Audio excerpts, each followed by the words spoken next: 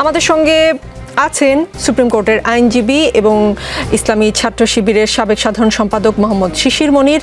আমাদের সঙ্গে যুক্ত আছেন বিএনপি দলের সাবেক হুইপ ব্যারিস্টার রুমিন ফারহানা। ব্যারিস্টার রুমিন ফারহানা, আপনাকে দিয়ে শুরু করি। আগামীকাল স্বতন্ত্র প্রার্থী হিসেবে মনোনয়নপত্র জমা দিচ্ছেন আপনি। বিএনপির সাথে তাহলে আসলে আপনার এখন সম্পর্ক কি এবং কেমন? এমন একটি রাজনৈতিক দল যেখান থেকে আমার রাজনৈতিক যাত্রা শুরু হয়েছিল। বিএনপি সেই রাজনৈতিক দল যে রাজনৈতিক দলের জন্য গত 17 বছর আমি মাঠে, ডিজিটাল মাঠে এবং মিডিয়াতে এবং সংসদে নিরবচ্ছিন্নভাবে কাজ করেছি। সুতরাং এই দলটির প্রতি আমার ভালোবাসা, এই দলটির আদর্শের প্রতি আমার শ্রদ্ধা অতীতে যেমন ছিল এখনো সেরকম আছে। দল একটি বৃহৎ সংগঠন। বাংলাদেশের সবচেয়ে বড় দল হচ্ছে এই মুহূর্তে বাংলাদেশ জাতীয়তাবাদী দল বিএনপি। সুতরাং এত বড় একটি সংগঠন 17 বছর পর নির্বাচনে অংশ নিতে যাচ্ছে। এই 17 বছর এই দলটির সঙ্গে অন্যান্য অনেকগুলো দলকে কাজ করতে হয়েছে। তারা কাজ করেছে একটা গণতান্ত্রিক সংগ্রামের যে দীর্ঘ লড়াই, এই লড়াইয়ে অন্যান্য দলগুলো বিএনপিকে সঙ্গে ছিল, বিএনপির নেতাকর্মীদের সঙ্গে ছিল এবং তারাও অনেকে মামলা হামলার শিকার হয়েছে। তো এই নির্বাচনটাকে ঘিরে যে শরিক দলগুলো বিএনপির সঙ্গে এত বছর ছিল তাদেরও কিছু প্রত্যাশা আছে। সেই প্রত্যাশা থেকেই কিন্তু অন্য শরিক যে দলগুলো তাদের কাউকে কাউকে বিএনপি আসন সমঝোতায় গেছে, আসন ছেড়ে দিয়েছে। এখন মানে ফরচুনেটলি ওর আনফরচুনেটলি আমার আসনটাও সেই শরিক আসনের মধ্যেই একটা। বাট আমার নিজের এলাকায় তো আমার একটা রাজনীতি আছে। দীর্ঘ 17 বছরের মধ্যে আমি 10 বছর এই এলাকায় কাজ করেছি। 1973 সালে আমার বাবা এই এলাকা থেকে স্বতন্ত্র নির্বাচিত হয়েছিল এবং সেই নির্বাচনটি আমার পরিবারের জন্য একটি দুঃখজনক ইতিহাস। আমার বাবা নির্বাচিত হওয়া সত্ত্বেও সেখান থেকে তাহেরউদ্দিন ঠাকুরকে পরের দিন বিজয়ী ঘোষণা করা হয়। আগের দিন বাবাকে বিজয়ী ঘোষণা করা হয় আনঅফিশিয়ালি এবং বেসরকারিভাবে, পরের দিন সরকারিভাবে তাহেরউদ্দিন ঠাকুরকে বিজয়ী ঘোষণা করে। তো এই আসনটির সাথে আসলে আমাদের পারিবারিক একটা ইমোশন ওতপ্রোতভাবে জড়িত। কিন্তু এবং আমার আজকে যে অবস্থান, শেষ করুন। আমার আজকে যে অবস্থান সেটার পেছনে আমার এলাকার হাজার হাজার নেতাকর্মীর শ্রম, ঘাম এবং তাদের যেই মানে অর্থ, সেটাও কিন্তু তারা লগ্নি করেছে গত 10 বছর আমার পেছনে। তো আমি তো তাদেরকে ফেলে দিয়ে চলে যেতে পারি না। তারা যখন আমার কাছে এসে বলে, আপা আমাদের একটাই চাওয়া, আপনাকে ইলেকশন করতেই হবে। তো আমার দলকে আমি যেমন ভালোবাসি, আমার নেতাকর্মীদেরকেও আমি ভালোবাসি। সুতরাং আমার দলের নেতাকর্মীরা যখন আমাকে বলে আপনার স্বতন্ত্র মনোনয়নপত্র কিন্তু তারা কিনেছে, ভেরি ইন্টারেস্টিং, আমার মনোনয়নপত্র আমি কিনিনি, এই টাকা আমি দেইনি, তারা কিনেছে। তো তারা যখন এটা আমার জন্য কেনে, আমি তো 10 বছর পরে তাদেরকে বলতে পারি না আই এম সরি। আপনি যেমন ইমোশনাল কথা বলেন, আবেগের জায়গার কথা বলেন, অনেকেই কিন্তু অন্য দল থেকে পদত্যাগ করে এসে বিএনপিতে লড়ছেন ধানের শীষ প্রতীকের জন্য। আর আপনি আপনার ঘরের ধানের শীষ ফেলে আপনি হাঁস মার্কায় লড়বেন বলে খবরটা শোনা যাচ্ছে। মানে ওখানেও তো এক ধরনের ইমোশন নিশ্চয়ই আপনার কাজ করে। দেখুন, আমার ইমোশন যদি নাই থাকতো তাহলে তো আর 17 বছর জীবন বাজি রেখে আমি লড়াই করতে পারতাম না, তাই না? দেখুন, আজকে আমার নেতাকর্মীরা একটা কথা বলে আমাকে, খুব রেগুলারলি একটা কথা আমি শুনি, যে আমরা যখন খালে বিলে লুকায় থাকতাম আমরা আপনার কথাটা শুনতাম, যে আপনি আপা কি বলছে, আপনি বিএনপিটাকে ধরে রেখেছিলেন। তো এত বড় একটা ঝুঁকি আমি নিয়েছি, যদি আমার ইমোশন কাজ না করতো, শুধু ক্যালকুলেশন কাজ করতো, তাহলে তো আমি অনেকের মতো বিদেশি ফোন নাম্বার দিতাম, ফোন বন্ধ রাখতাম, হয়তো অন্য কোনো দেশেও চলে যেতাম, বাট সেটা তো আমি করিনি। তো একটা ইমোশন না থাকলে আপনি রাজনীতিবিদ হতে পারবেন না। অনেকে বলে রাজনীতিতে ইমোশন কাজ করে না, আবেগ চলে না। আমি মনে করি আবেগ ছাড়া রাজনীতি হয় না। যদি আপনি আবেগ ছাড়া রাজনীতি করতে আসেন তাহলে আপনি ব্যবসা করতে বসেছেন। রাজনীতিটা আমার পরিবারে ব্যবসা না, আমার পরিবারে এটা ভালোবাসা, বিশ্বাস এবং আস্থার একটা নাম রাজনীতি। তো আমার পক্ষে আবেগ বাদ দিয়ে ব্যবসা করা সম্ভব না। আপনাদের ভারপ্রাপ্ত চেয়ারম্যান যখন দেশের বাইরে ছিলেন তখন একটা বিষয় ছিল যে লং ডিস্টেন্স একটা রিলেশনশিপ ছিল আপনাদের কর্মীদের সাথে, আপনাদের নেতা কর্মীদের সঙ্গে, কিন্তু এখন তো তিনি দেশে এসছেন।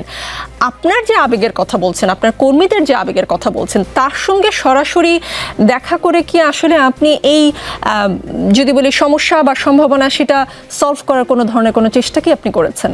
উনি তো মাত্র দেশে এসছেন এবং আমি নিশ্চিত আমাদের ভারপ্রাপ্ত চেয়ারম্যান জনাব তারেক রহমান সাহেব, উনি দীর্ঘ 17 বছর অত্যন্ত দক্ষতার সঙ্গে দূরে থেকেও দলকে ঐক্যবদ্ধ রেখেছেন, সংগঠিত রেখেছেন, দলের নেতাকর্মীদেরকে চাঙ্গা রেখেছেন। সুতরাং প্রত্যেকটা আসনের ব্যাপারেই নিশ্চয়ই ওনার সার্বিক তথ্য এবং খবর ওনার কাছে আছে। তারপরেও যদি উনি কোথাও বাধ্য হন জোটকে দিতে বা কোনো আসনে সমঝোতা করতে, সেটা আমাদেরকে মেনে নিতে হবে এবং সেটা আমরা বুঝতে হবে যে উনি নিশ্চয়ই বাধ্য হয়ে এটি করছেন। জি, আজকের রাজনীতিতে, আজকের দিনে যদি বলেন, রাজনীতিতে সবচেয়ে বড় খবর হচ্ছে জামায়াতের যে জোট, সেই জোটে এনসিপি যুক্ত হয়েছে, নির্বাচনী জোট করেছে তারা। সেটির বিষয়ে একজন রাজনীতিবিদ হিসেবে আপনার প্রতিক্রিয়া কি? খুশি, বেজার অথবা কোনোটাই না? না, দেখুন, আমরা তো থেকে একটা বিষয় দেখেছি যে এনসিপি বলেন, তারপরে আপ পার্টি বলেন, কিংবা আপনি যদি আরেকটা যেটা তৈরি হয়েছে আপনার ইয়েদের, যেটা ব্যারিস্টার ফুয়াদদের যে পার্টিটা, হ্যাঁ, এই সবগুলোই কিন্তু এবি পার্টি, এই সবগুলোই কিন্তু জামাতের ছোট ছোট এক একটা মানে সফট জামাত, আরেকটু পরিশীলিত জামাত, আরেকটু মডার্ন জামাত, এইভাবেই তারা কাজ করেছে। তো আমি কিন্তু খুব একটা অবাক হইনি। আজকে আমি তাসনুভা জাভিনের একটা স্ট্যাটাস পত্রিকায় এসছে, সেটা পড়ছিলাম। উনি এক ধরনের প্রতারিত বোধ করেছেন বলে আমার মনে হয়েছে। তো সেখান থেকে আমার ধারণা হয়েছে হয়তো এনসিপির সকলেই এই বিষয়টির ব্যাপারে সম্যক অবগত ছিলেন, তেমনটি নাও হতে পারে। আর রাজনীতিতে তো আসলে অনেকেই বলেন শেষ কথা বলে কিছু নাই। তো আমরা তো দেখলাম যে শুধু এনসিপি জামাতই নয়, আমরা দেখলাম যে কর্নেল ওলি, যিনি একসময় বিএনপি ছেড়েছিলেন কারণ বিএনপি জামাতের সঙ্গে জোট করেছে, তিনিও কিন্তু আজকে জামাতের আমিরের সঙ্গে বসে মিটিং করেছেন এবং আমরা দেখলাম যে একটা জোটও বোধহয় হতে যাচ্ছে। তো পলিটিক্সে আসলে সেই অর্থে শেষ কথা বলে কিছু হয়তো বা নাই। জি, ব্যারিস্টার রুমিন ফারহানা, অনেক ধন্যবাদ আর আপনার নির্বাচনী এলাকা থেকে আমাদের সঙ্গে যুক্ত হয়েছেন।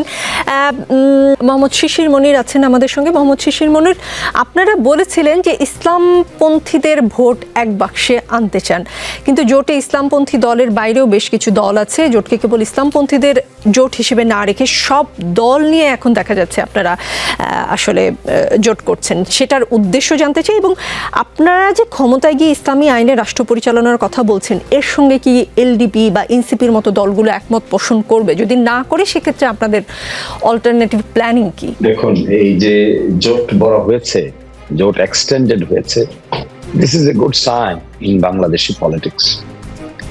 বাংলাদেশি পলিটিক্সের মধ্যে নতুনত্ব আসার যে কয়টা ক্রাইটেরিয়া আছে সেটি ফুলফিল করার চেষ্টা করেছি আমরা, এবং এর মধ্যে ইসলামী দলের বাইরেও যারা অ্যাড হয়েছেন, আগামী নির্বাচনে তার একটি প্রভাব পড়বে বলে আমরা মনে করি।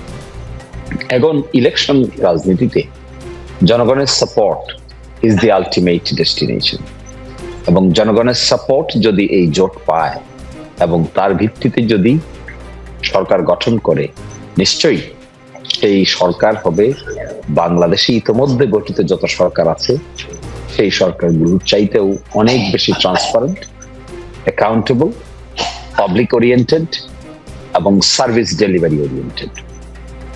এবং দেখবেন, আমরা বলেছি যে দুর্নীতিবাজদেরকে প্রশ্রয় দিবে না, নিজেরা দুর্নীতির সঙ্গে ইনক্লুড হবে না এবং দুর্নীতিবাজদেরকে প্রশ্রয় দিবে না। এই নীতিতে যারাই একমত হতে পারেন, একমত হতে চান, সকলের সঙ্গে জোট করতে আমাদের কোনো আপত্তি নেই। ফলে this is an extended approach we have taken for the benefit and the stability of the nation. এবং এই স্টেবিলিটিটা আজকে দেখবেন এনসিপি যে সংবাদ সম্মেলন করেছে, তারা স্পষ্ট করে বলেছে যে জুলাই সনদ বাস্তবায়নের ক্ষেত্রে এবং জুলাই সনদের বড় ধরনের সংস্কার পরিকল্পনায় একমত হওয়ার ক্ষেত্রে যারা কার্যকর ভূমিকা পালন করতে পারে এবং করেছে ঐকমত্য কমিশনে, তারাই এখানে একমত পোষণ করেছে। ফলে আমি মনে করি this is a good sign. এবং দুটো মেরুকরণের রাজনীতিতে একটি রাজনীতি হবে জুলাই সনদ কেন্দ্রিক, একটি রাজনীতি হবে কারাপশন ফ্রি বাংলাদেশ তৈরি করার যুদ্ধ, একটি রাজনীতি হবে ট্রান্সপারেন্ট অ্যাকাউন্টেবল বাংলাদেশ করার মতো একটি প্রক্রিয়া। আর আরেকটি রাজনীতি যেটি আমাদের সামনে উপস্থাপিত হয়েছে, যেখানে আমরা দেখছি নানানভাবে অপরাধের সঙ্গে জড়িয়ে যাওয়া, নিজেদের লোকদেরকে বহিষ্কার করতে করতে এই পর্যায়ে চলে গেছেন যে কোনো বহিষ্কারই আর কাজে আসে না। ফলে আমরা আর পুরনো রাজনৈতিক কালচার কৃষ্টিতে ফিরে যেতে চাই না, সেই চাঁদাবাজি করাপশনের জায়গায় আমরা ফিরে যেতে চাই না। We want a new Bangladesh. এই নিউ বাংলাদেশ তৈরির ক্ষেত্রে যাদের ভিশন আছে, যাদের মিশন আছে, যাদের এগ্রিগেট এফোর্ট আছে, যারা all together can take a very effective step, তারা আসন সমঝোতা করেছে। This is a very positive sign in my view in Bangladeshi politics. আসন In coming সমঝোতা days, একটু ব্যারিস্টার শিশির মনির, আসন সমঝোতার কথা যেহেতু বললেন, আসন সমঝোতা আসলে কত দূর? এনসিপি কে আপনারা ঠিক কত আসনের প্রপোজাল দিয়েছেন? আপনি দেখেছেন এটা পাবলিক ডোমেনে এসেছে, 30টার কথা বলা হয়েছে। তাও আসন যখন নমিনেশন পেপার সাবমিট করা হবে, নমিনেশন পেপার উইথড্রয়ালের একটা ডেট আছে, আপনি দেখবেন ইলেকশন শিডিউলের মধ্যে ওই নমিনেশন পেপার উইথড্রয়ালের সময় কিছু পরিবর্তন হয়। তো বাই এন্ড লার্জ এটি 30-তে রূপান্তরিত হবে বলে এখনো পর্যন্ত এরকমই একটি কথাবার্তার ভিত্তিতে সমঝোতার প্ল্যান নিয়ে আগানো হচ্ছে। জি, এবং যেহেতু বিগার এজেন্ডায় we agreed to continue to ensure accountable Bangladesh, সেই জন্য আসন সমঝোতা নিয়ে আর কোনো অসুবিধা হবে না বলে আমি মনে করি।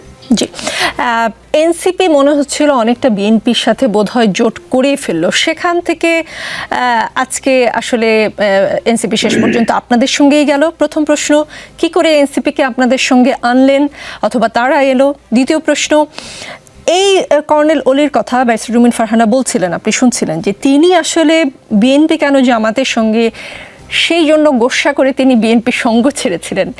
সেই কর্নেল অলিকে আমরা আজকে দেখলাম আপনাদের আমিরের সঙ্গে একই সঙ্গে প্রেস কনফারেন্স করতে। সেটা কি করে সম্ভব করলেন আপনারা? ম্যাজিকটা কি? দুটো ম্যাজিক্যাল প্রশ্ন করেছেন আপনি। একটি ম্যাজিক্যাল প্রশ্ন করেছেন যে এনসিপি কি করে এলো বা আমরাই বা কি করে আনলাম। তো এই পার্টে এজেন্ডার মিল হয়েছে, পারপাসের মিল হয়েছে, কর্মের মিল হয়েছে। That's why we are together. এটাকে অন্যভাবে দেখার কোনো স্কোপ এখানে নাই। এটা কেউ কারোর মধ্যে বিলীন হয়ে যায় নাই, কেউ কারো এজেন্ডা নিজে ধারণ করে নাই। কিন্তু ইলেকশনকে সামনে রেখে যে এজেন্ডাগুলো উপস্থাপন করা হচ্ছে, উইচ আর কমন এজেন্ডা, এই কমন এজেন্ডায় উই এগ্রিড। এই এগ্রিমেন্টের জায়গায় এনসিপি জামাত ইসলামী কাছাকাছি আসতে পেরেছে, বিএনপির সঙ্গে কাছাকাছি যেতে পারে নাই। সেই জন্য বিএনপির সঙ্গে কথাবার্তা বলেও যেহেতু এজেন্ডায় মিলে নাই, পারপাসে মিলে নাই, ইমপ্লিমেন্টেশনে মিলে নাই, সেই জন্য it has come to close to us. The Jamaat Islami and NCP become closer in terms of implementation of common agenda. আর সেকেন্ড বলছেন যে কর্নেল অলি সাহেবের কথা। দেখুন, পরিবর্তন হিউম্যান লাইফে is one of the important phenomenon. People changes, mind changes, situation changes, circumstances changes. যে সার্কামস্টেন্সেসে বসে আমি আপনার সঙ্গে আর্গুমেন্ট করছি, এই সার্কামস্টেন্সেস আর আপনার স্টুডিওতে বসে যদি আমি আর্গুমেন্ট করতাম, situation could have been different. যে সিচুয়েশনে এখনকার নির্বাচন হতে যাচ্ছে আর যে সিচুয়েশনে তিনি বিরোধিতা করেছিলেন, the situation is far more different than it was before. ফলে আমি ওনার এই পরিবর্তনটাকে আমি দেখতে চাই, this is some sort of dynamism. আপনি যখন আপনার পরিবর্তন রিস্ট্র্যাটেজিস করেন, কৌশলকে পুনঃকৌশল করেন, রিকৌশল করেন, করতে পারেন। এটা যদি সাবজেক্ট টু মরালিটি হয়, সাবজেক্ট টু এমন কিছু না হয় যে ভায়োলেশন অফ ল, তাহলে changes of human mind is an ordinary course of business. এবং এটি হয়, এটি অতীতেও হয়েছে, বর্তমানেও হচ্ছে। আমরা এক্সপেক্ট করবো এটার মধ্যে স্টেবিলিটি থাকবে, এটার মধ্যে কমন ডিজাইন থাকবে, পারপাসিভ হবে, দেশকে প্রাধান্য দেওয়া হবে। এটি হবে আমাদের মূল পারপাস। এবং I congratulate him that he has taken the decision to create a jot or আসন সমঝোতা অ্যাটলিস্ট ফর 13 জানুয়ারি ইলেকশন। জি, আজিজুল বারী হেলাল, আসলে বিএনপির সাথে তো এনসিপির জোট বা আসন সমঝোতার কথা শোনা যাচ্ছিল, কিন্তু শেষ পর্যন্ত তা হয়নি। এখন জামায়াতের সাথে হলো, বিএনপি কেন এনসিপিকে টানতে পারলো না, অথবা দূরে ঠেলেই দিল কিনা? ধন্যবাদ আপনাকে। দেখেন, নির্বাচনকে লক্ষ্য করে অ্যালায়েন্স গঠন হবে, এটাই স্বাভাবিক এবং গণতন্ত্রের এটা একটা বিউটি। আমরা খুবই বেশি অ্যাপ্রিসিয়েট করি এবং ধন্যবাদ জানাই যে বাংলাদেশে অন্তত একটা গ্রহণযোগ্য এবং কম্পিটিটিভ নির্বাচন হচ্ছে। অ্যালায়েন্সটা যে গঠন হয়েছে এনসিপির সাথে জামাতে ইসলামের বা অন্যান্য দলের, এটাকেও আমি কংগ্রাচুলেট করি। কারণ কি, আমরা একমাত্র দল, আমরা চেয়েছি যে বাংলাদেশে একটা গ্রহণযোগ্য নির্বাচন হোক, একটা কম্পিটিটিভ প্রতিযোগিতামূলক নির্বাচন হোক। এখন সবাই যদি বিএনপির সাথে জোট বাঁধে তাহলে তো নির্বাচনটা আমি আর দামি হয়ে যাবে। আমাদের এমনি অ্যাকোমোডেশন করতে হচ্ছে কত। আপনি দেখলেন যে আমাদের সাথে যারা অভ্যুত্থানে ছিল সবাই আমাদের সাথে, আমাদের দল থেকে মনোনয়ন চাচ্ছেন, একটা জোট আমাদের হয়েছে। তারপরে আবার আমাদের নিজেদের দলের ভিতরে 300 আসনে আমাদের নিজেদেরই 900 প্রার্থী রয়েছে। এরপরে আমাদের সাথে শরিক দল রয়েছে। সুতরাং সবাইকে যদি আমরা অ্যাকোমোডেট করি তাহলে তো এটা নির্বাচন হবে না। সুতরাং এখন যে দলগুলো আপনার বিভক্ত হয়ে যে জোটগুলো গঠন করছে, এতে আমাদের আগামী নির্বাচনটা কিন্তু ফ্রুটফুল হবে, অ্যাকসেপ্টেবল টু অল, যেটা আমাদের খুবই দরকার। সুতরাং বিএনপি কাকে নিতে পারলো, কাকে নিতে, বিএনপি তো আগেই নিয়েছে সবাইকে। আমরা তো আমাদের শরিক দল সবাইকে নিয়েছি। এনসিপিরা আমাদের সাথে জোট না করে চিন্তা করেছে যে আমাদের সাথে জোট করবে, এটা তাদের একান্তই নিজস্ব চিন্তা ভাবনা। এখানে আমি মন্দের কিছু দেখি না, বরং আমি বিএনপির নেতা হিসাবে আমি মনে করি যে আমাদের সবারই এটাকে কংগ্রাচুলেট করা উচিত যে একটা জোট গঠন হচ্ছে, বিএনপির একটা জোট আছে, জামাতের একটা জোট আছে, আরো যদি দলকে জোট গঠন করে তাহলে আমরা একটা প্রতিযোগিতামূলক নির্বাচন কিন্তু আজিজুল বারী হেলাল, কিন্তু যেটা শুনতে পাচ্ছি, আজকে একটি পত্রিকা ছেপেছে, তারা বলছে যে শেষ মুহূর্তে মিত্র দলগুলোর বাইরেও তরুণদের দল জাতীয় নাগরিক পার্টির একটি বড় অংশের সাথে যোগাযোগ অব্যাহত রেখেছে বিএনপি। সেক্ষেত্রে নির্বাচনী সমঝোতা সফল হলে কয়েকটি আসলে তাদেরকে ছাড় দেওয়া হতে পারে। এর মধ্যে আবার ওই দল থেকে পদত্যাগ করে বিএনপিতে যোগ দিয়েও কেউ ধানের শীষ পেতে পারেন। এনসিপির বড় অংশটির সঙ্গে সমঝোতার বিষয়টি অনেকটা গোপন রাখতে চাইছে বিএনপি। এ নিয়ে দায়িত্বপ্রাপ্ত এক কেন্দ্রীয় নেতা বলেছেন, অনানুষ্ঠানিকভাবে আলোচনা বেশ এগিয়েছে। তার মানে এনসিপি থেকে যারা এনসিপির এই সিদ্ধান্তে বিরক্ত অথবা এনসিপির এই সিদ্ধান্তের সাথে একমত না, এটা ভেবে যারা দল থেকে বেরিয়ে আসছে তাদেরকে বিএনপি নিচ্ছে। তাদেরকে নিচ্ছে মানে কি, আমাদের তো দেখেন 300টা আসন, 272টা আসনে নমিনেশন দেওয়া হয়েছে। এরপরে আরো কিছু আমাদের শরিক দলকে দেওয়া হচ্ছে। এখন এনসিপি থেকে যারা ফ্রাস্ট্রেট হয়ে এই জোট গঠনটাকে পছন্দ করেনি যারা, আমি আজকে দেখলাম 30টা, আর লাস্টে তাসনুবা করলো 31 জনকে আমি দেখলাম ফ্রাস্ট্রেট মার্কে ওদের কমিটির। তারা ওই 31 জনকে তো নমিনেশন দেওয়া সম্ভব হবে না। এখন কেউ যদি আমাদের সাথে সেভাবে মানে জেতার মতো লোক ক্যান্ডিডেট হয়, দেখা যাচ্ছে আমাদের যে ক্যান্ডিডেট তার থেকেও তিনি খুব পপুলার, তাহলে তাকে দিতে হবে। তাছাড়াও অন্য কোনো যদি কারণ থাকে, বিশেষ করে সে খুব গুরুত্বপূর্ণ হবে আগামী সরকারের জন্য।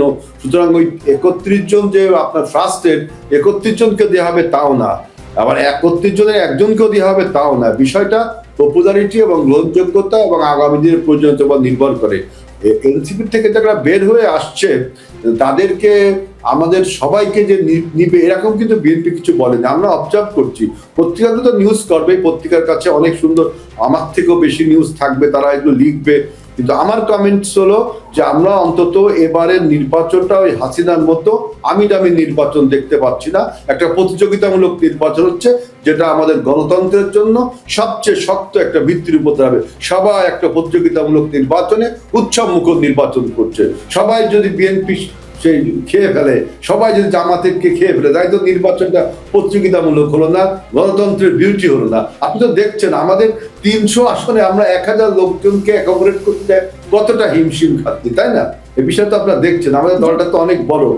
তাই না? রুমিন ফারহানার মতো একজন সেজন্য কিছু দলকে আপনারা জামাতের দিকে ঠেলে দিচ্ছেন। মাহফুজ আলমের ফেসবুকের পোস্ট কিছুক্ষণ আগেই দিয়েছেন তিনি লিখেছেন, নাগরিক কমিটি ও এনসিপি জুলাইয়ের সম্মুখ সারির নেতৃত্বে সংগঠিত হয়েছিল। এই দুটি সংগঠনে আমার জুলাই সহযোদ্ধারা থাকায় গত 1.5 বছর আমি চাহিদা মাত্র তাদেরকে পরামর্শ, নির্দেশনা এবং পলিসিগত জায়গায় সহযোগিতা করেছি। তারপর এক প্যারার পর তিনি আবার লিখেছেন, বিদ্যমান বাস্তবতায় আমার জুলাই সহযোদ্ধাদের প্রতি সম্মান, স্নেহ এবং বন্ধুত্ব মুছে যাবে না, কিন্তু আমি এনসিপির অংশ হচ্ছি না। আমাকে জামায়াত এনসিপি জোট থেকে প্রস্তাব দেওয়া হয়নি, এটা সত্য নয়, কিন্তু ঢাকার কোনো একটা আসনে জামায়াত এনসিপি জোটের প্রার্থী হওয়ার চাইতে আমার লং স্ট্যান্ডিং পজিশন ধরে রাখা অধিক গুরুত্বপূর্ণ। তাজনুভা, তাসনিম জারা, সামান্থার মতো কি আপনারা তাহলে মাহফুজ আলমকেও হারালেন? আপনাদের পাশে নেই তিনি আর? প্রথমত মাহফুজ আলমের স্ট্যাটাসটা আমিও পড়েছি এবং আমি অবাক হয়েছি। আমি নিজেও জানতাম না যে মাহফুজ আলম সরকারি দায়িত্ব থেকে এনসিপিকে পরামর্শ দিচ্ছিলেন, কারণ আমরা তো সেই হয়তোবা তিনি তেনার বন্ধু সহযোদ্ধাদের দিচ্ছিলেন, বাট পার্টি হিসাবে মাহফুজ আলমের পরামর্শ এনসিপিতে আসছিল বলে আমার কোনো সঠিক তথ্য নেই। কারণ আমাদের এখানে জেনারেল অ্যাসেম্বলি আছে, এখানে এক্সিকিউটিভ কাউন্সিল আছে, এখানে পলিটিক্যাল কাউন্সিল আছে, 3টা ফোরামের কোনোটাই আপনার মাহফুজ আলম অংশ ছিলেন না। তারপর যদি ওনার কোনো পরামর্শ ওনার সহযোদ্ধাদের দিয়ে থাকেন, এটা অবশ্যই এটা খুব আনন্দের বিষয়। কিন্তু একই সাথে পার্টি যেহেতু ফরমেশন হয়ে গিয়েছে, পার্টি তার গঠনতন্ত্র অনুযায়ী চলছে। এখন এই পার্টি কিভাবে তার রাজনৈতিক পথ চলা ঠিক করবে, এটা কিন্তু শুধুমাত্র আমরা কয়েকজন ইডিওলগ থাকবে তারা একটা পার্টিতে আপনার পলিসি ঠিক করবে, ব্যাপারটা কিন্তু এমন না। এখানে আমাদের তৃণমূল আছে, আমাদের জেলাভিত্তিক সংগঠন আছে, আমাদের যে সাধারণ মেম্বার্স আছে, তারা সবাই মিলে পার্টির পলিসি ঠিক করে, পার্টির লাইন ঠিক করে। এই জায়গায় মাহফুজ আলম আজকে যে বক্তব্য দিয়েছেন, এটা আমি স্বাগত জানাই। তিনি যে পজিশন নিয়েছেন, তিনি এককভাবে থাকবেন, তিনি লং স্ট্যান্ডিং যে position, to respect that position, but at the same time এটার সাথে এনসিপির আমি কোনো সম্পর্ক দেখি না। হ্যাঁ, এনসিপির শুভাকাঙ্ক্ষী মাহফুজ আলম কিংবা অন্য কারো আপনার পরামর্শ অথবা তার চিন্তা অনুযায়ী এনসিপি চলবে, এটা আসলে একটা রাজনৈতিক দলের জন্য এটা শোভনীয় নয়। রাজনৈতিক দল চলবে জনগণের আকাঙ্ক্ষা অনুযায়ী এবং দলের যারা কর্মী, দলের জন্য যারা আসলে আপনার নিজের ক্যারিয়ার, নিজের জীবন, নিজের আপনার শ্রম দিয়ে দলটাকে বানাচ্ছেন, তাদের চিন্তা চেতনা অনুযায়ী দলটা চলবে। এটা আসলে আমি মনে করছি যে তার পজিশন ঠিক আছে। আরেকটা বিষয় হলো যে তাজনুভা জাবিন আপু, আমি যে কথাটা অতীতেও বলেছিলাম, শব্দ বিভ্রাটের কারণে আমি অনেক কিছু বলতে পারি না। মূল জায়গাটা হলো যে তাজনুভা জাবিনের position, we respect that position, but আপনাকে একটা বিষয় বুঝতে হবে, একটা দল পরিচালিত হয় তার সাংগঠনিক কিছু অ্যাপ্রোচ আছে। আমি নিজেও যেটা বললাম যে আমি যেই জোটের অংশীদার না, অথবা যে জোট আমি চাই না মানে এই না যে এই জোটের যদি দল অংশীদার হয়, কোনো কারণে যদি দল তার নির্বাচনী কৌশল হিসাবে একটা পলিসি বেছে টুইট করতে হবে, এভাবে আসলে কোনো রাজনৈতিক সংগঠন এবং কোনো সামাজিক সংগঠনও চলে না। বাট একই সাথে যে ব্যক্তি সিদ্ধান্ত নিয়েছে তার সিদ্ধান্তকে সমূহ রেসপেক্ট জানায়, সিদ্ধান্ত নিয়ে আমাদের আপত্তি নেই, কিন্তু যেই প্রক্রিয়া রাজনৈতিক দলের একজন অংশীজন নিজেকে সংযুক্ত করেন, বিযুক্ত করেন, এই প্রক্রিয়াটা আমার কাছে যথাযথ মনে হয় না। আপনি যদি আমাকে বলেন, আমরা যখন রাজনীতি করতে এসেছি, রাজনীতি তো শুধুমাত্র আমি ব্যক্তি না, আমি ব্যক্তি যখন নেতা হয়েছি, আমার কর্মী থাকে, আমি নির্দিষ্ট আপনাকে সমর্থক গোষ্ঠী আছে, আমি যখন আমার এখান থেকে প্রস্থান করব, আমার সমর্থকদের, আমার কর্মীদের কথা চিন্তা করতে হবে, যারা আমাকে দেখে রাজনীতিতে এসেছে। জামায়াতে ইসলামী সহ 8 দলের সঙ্গে জাতীয় নাগরিক পার্টি নির্বাচনী সমঝোতা হয়েছে, সমঝোতায় এলডিপিও যুক্ত হয়েছে। এনসিপির এমন সিদ্ধান্তে পদত্যাগ করে তাজনুভা জাবিন লিখেছেন, ওই পুরনো ফাঁকা বুলির রাজনীতি করতে হলে পুরনো দলই করতাম, নতুন কেন? এবার আবারও আসি জামায়াতের সাথে জোট প্রসঙ্গে। এনসিপির স্বতন্ত্র সক্রিয়তা নিয়ে দাঁড়িয়ে গেলে যে কারোর সাথে রাজনৈতিক জোটে অসুবিধা ছিল না, সেটা 5 বছর পরে হতো, ঠিক প্রথম নির্বাচনেই কেন? কিন্তু আর সব অপশনকে ধীরে ধীরে রাজনীতি করে বাদ দেওয়া হয়েছে, যাতে জামায়াতের সাথে জোট ছাড়া কোনো উপায় না থাকে। সুনিপুণভাবে এখানে এনে অনেককে জিম্মি করা হয়েছে। যাই হোক, এটা কোনো রাজনৈতিক কৌশল না, এটাই পরিকল্পনা, তিনি লিখেছেন তাজনুভা জাবিন। সামান্তা শারমিন, এনসিপি নীতি নির্ধারণী ফোরাম রাজনৈতিক পর্ষদের সদস্য, তিনি বলেছেন, বাংলাদেশ জামায়াতে ইসলামী নির্ভরযোগ্য মিত্র না, তার রাজনৈতিক অবস্থান বা দর্শন সহ কোনো সহযোগিতা বা সমঝোতা যাওয়া এনসিপিকে কঠিন মূল্য চোকাতে হবে বলে আমি মনে করি। আর তাসনিম যারা স্বতন্ত্র প্রার্থী হচ্ছেন এবং এনসিপি থেকে পদত্যাগ করেছেন, তিনি শেষ পর্যন্ত যেই এনসিপিকে নিয়ে আসলে আপনারা জামায়াতের সাথে যুক্ত হলেন, সেখানে এনসিপির আসলে কত শতাংশ সদস্য অবশিষ্ট থাকবেন? প্রিয় বড় বোন, রাজনৈতিক সহযোদ্ধা সামান্তা শারমিন তদ্রুপ, ওনাদেরকে এই প্রক্রিয়ায় কতটুকু যুক্ত করা হয়েছে কি হয়নি সেই বিষয়ে যদি আমি সেই বিষয়ে যদি আমি আলোকপাত করিও, তারপর বলবো যে এখানে আমাদের গত 2 মাস ধরে আপনার বিভিন্নভাবে এই বিষয়ে মিটিং হচ্ছে। কোনো একটা মিটিং হয়তো বা স্বতন্ত্র যাওয়ার পক্ষে মতামত দিচ্ছে সবাই, আবার পরবর্তী মিটিংয়েই বিএনপির সাথে জোটের পক্ষে অথবা জামাতের সাথে জোটের পক্ষে। মূল জায়গাটা হলো যে একটি রাজনৈতিক দল আপনার সব সময় তার সব সমর্থক কিংবা সদস্যদেরকে সাথে নিয়ে কোনো সিদ্ধান্ত নিতে পারে না।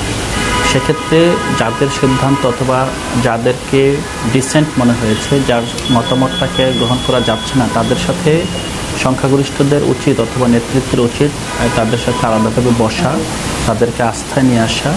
আমরা যেটাকে বলছি যে ভিন্নমত হয়েও একমত, মানে হলো যে আমি সত্যিকার অর্থে এই জোটের ব্যাপারে আমিও কোনো উচ্ছ্বাসী নই, এবং আমার মতো আরও অনেকেই আছেন যারা বুঝতে পারছেন যে এই জোটটা আসলে আমাদের রাজনীতির জন্য শুরুতেই এটা খুব একটি আকাঙ্ক্ষিত নয়, বাট সার্বিক পরিস্থিতি বিবেচনায় এবং বিশেষ করে মাঠের নির্বাচনী পরিস্থিতিতে আমাদের যেই নেতাকর্মী আছেন তাদের যে নিরাপত্তা, তাদের যেই নির্বাচনী কর্মকাণ্ড এবং সামগ্রিকভাবে যে জুলাই সনদ বাস্তবায়ন ও সংস্কার রাজনীতিকে ধারণ করে এই শক্তিগুলোর মধ্যে একটা সমন্বয় করার চেষ্টা হয়েছে এখানে।